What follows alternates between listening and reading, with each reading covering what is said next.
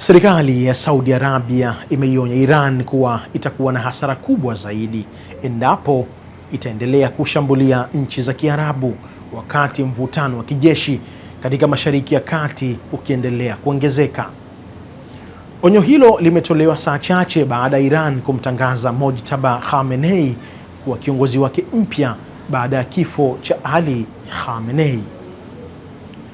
Wizara ya mambo ya nje ya Saudi Arabia imesema Iran haijatekeleza kauli ya Rais Masoud Pezeshkian aliyedai kusitisha mashambulizi dhidi ya nchi za Ghuba. Taarifa hiyo ilitolewa baada ya shambulio la drone kulenga uwanja mkubwa wa mafuta wa Shaibah. Mashambulizi pia yameripotiwa katika Bahrain yakijeruhi raia kadhaa, huku mifumo ya ulinzi ya Iraq ikidungua drone karibu na uwanja wa ndege wa Baghdad. Wakati huo huo, Israel imeripoti kurushwa kwa makombora na kuendelea na mashambulizi dhidi ya malengo ya Iran.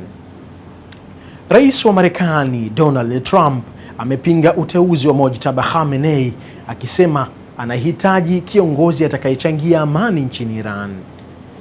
Vita hivyo pia vimesukuma bei ya mafuta duniani kupanda kwa zaidi ya dola 100 kwa pipa. Ismail Kawambwa, Daily News Digital, Dar es Salaam.